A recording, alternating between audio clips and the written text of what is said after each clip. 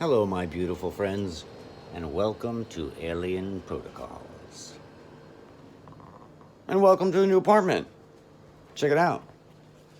Nice bed, nice bathroom, Buddha, TV, all the goodies. I'm very thankful. So, gang, for those of you celebrating Easter, happy Easter. Bless you and all of my fellow believers in Yeshua. And let's dive into some interesting stuff. So the past couple of videos we've been talking about slide 9, and it really goes to consciousness and consciousness effects. And some real amazing, startling data collected by ATIP, the government agency Advanced Aerospace Threat Identification Program, run by Luis Elizondo for I think at least 12 years. And these examined the best cases. And slide 9, that list of vulnerabilities, those are all consciousness effects. And time again, you see that ESP consciousness effects cross from phenomena locations to UFO incidents. And it's very, very fascinating. And it's most likely indicative of some new burgeoning physics that are coming. Now, you guys know I've been involved with some interesting projects. We've discussed some of them before, and some I can't get into too much. But, I've been blessed to work with and assist different groups, aerospace companies, I can say. And it's just startling stuff. I'm blown away every single time. It's amazing. It's really, really amazing. And for some reason, I think it's the path I've been following and my intense meditations and all these other things that cause a lot of these incredible events to happen under the scrutiny of scientists and cameras and blah, blah, blah. And for the past 3 years especially, the accuracy level has been nuts. The drawings has been so boom.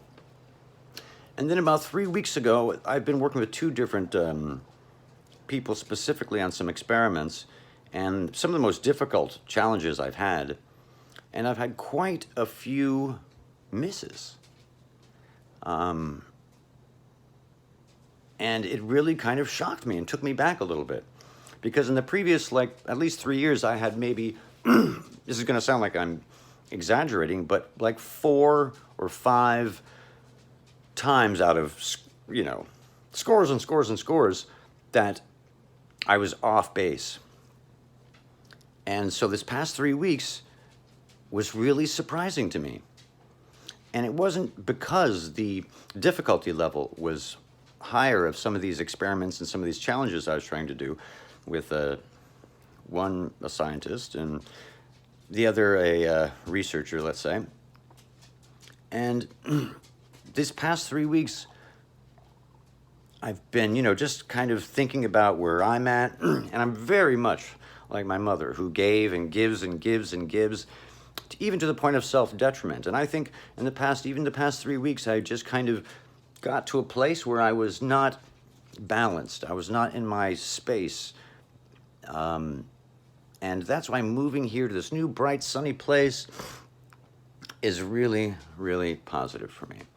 And I still have some moving in to do, but I think the future is going to be very interesting. So I have one ongoing challenge that I'm trying to accomplish. Recently, I helped someone find something that was very important to them and necessary.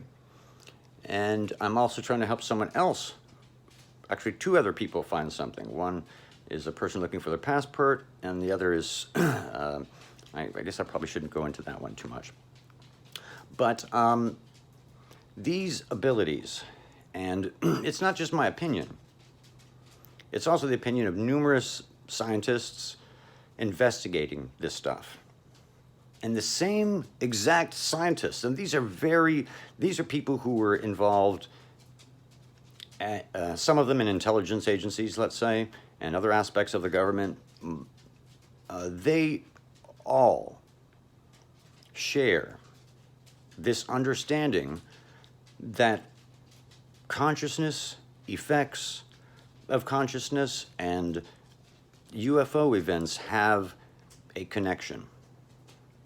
And as time passes, more and more people feel very strongly that there is this data field. There is some sort of substructure to this reality that connects everything, all places and times.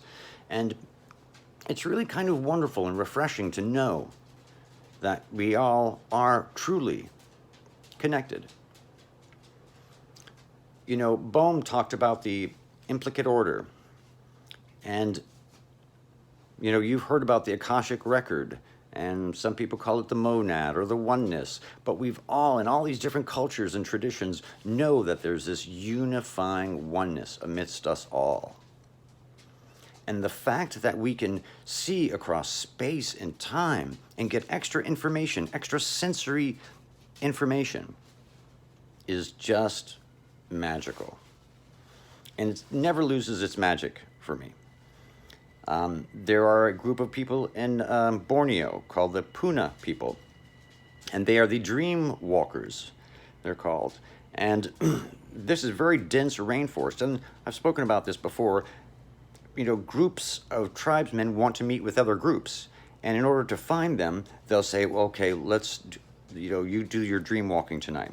They'll select either their shaman, you know, or someone who they trust's dream abilities. And it's interesting, I first noticed, and my mother even said that, you know, dreams, very early on, that's the first thing that my mom kind of cued me into about intuition, and that dreams can be premonitions of the future. And to always trust my intuition. And it's really, really cool that this ability is there. And it's not perfect, it's not flawless, but neither are our other senses. But it's real. And if you want any help or assistance, it would be my honor, my pleasure to help with anything. We never charge for anything from healings, prayers, meditation tips, remote viewings, techniques, any of that stuff.